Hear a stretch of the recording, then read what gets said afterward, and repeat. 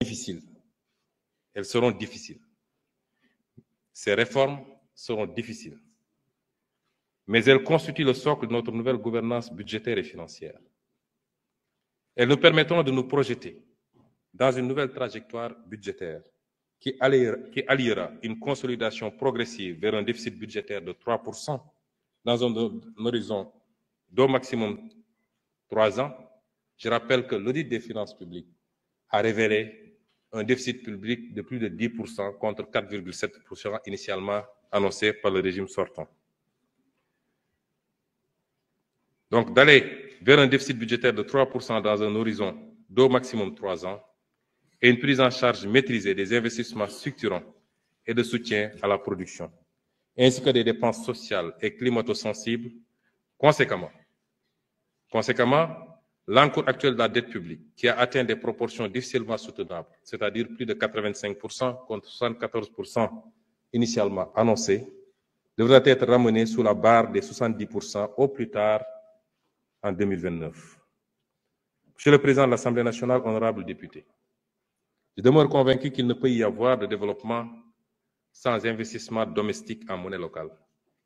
Il ne peut pas y avoir de développement sans investissement domestique en monnaie locale.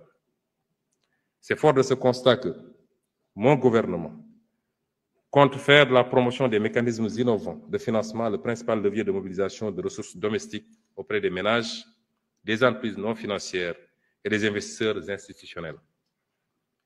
En ce qui concerne les ménages, la stratégie de mobilisation des financements nécessaires à l'exécution des programmes et projets, la stratégie nationale de développement 2025-2029, intégrera l'intérêt à susciter auprès des Sénégalais pour leur participation financière à l'effort de transformation structurelle.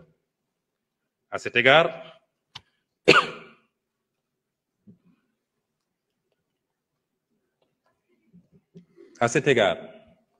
un recours sera fait aux organismes de placement collectif de type conventionnel ou islamique, selon les préférences des épargnants sénégalais.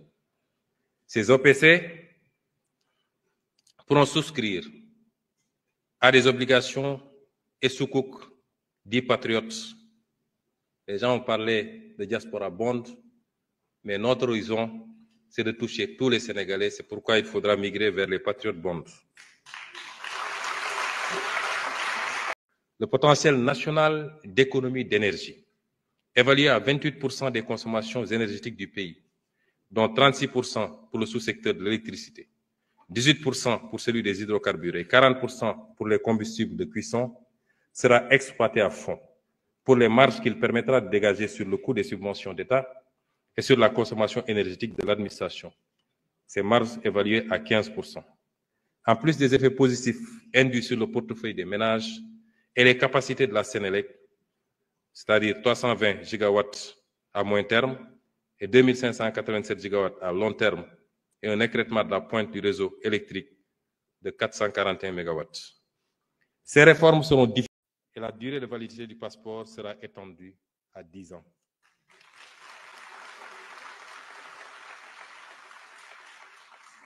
Le gouvernement nommera des magistrats de liaison dans certains postes au-delà de l'entrée judiciaire.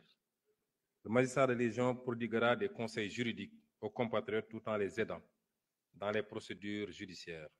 En outre, nous entendons créer les conditions de mise en place d'une banque de la diaspora.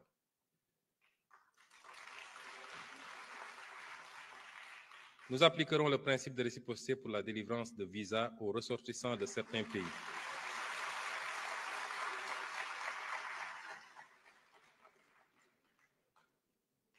Nous appliquerons le principe de réciprocité pour la délivrance de visas aux ressortissants de certains pays qui l'exigent à nos ressortissants.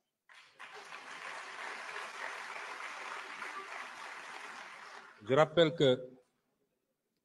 que si la suppression de la procédure des visas biométriques payants est entrée en vigueur le 1er mai 2015, les textes législatifs et réglementaires l'instituant n'ont pas été abrogés subséquemment.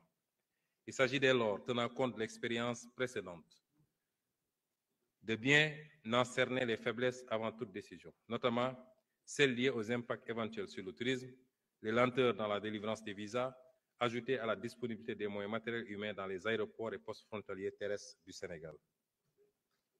D'ores et déjà, nous engagerons des discussions avec les pays relevant des catégories B et C afin d'exiger en retour le visa gratuit pour les ressortissants sénégalais sur la base du principe de réciprocité. Nous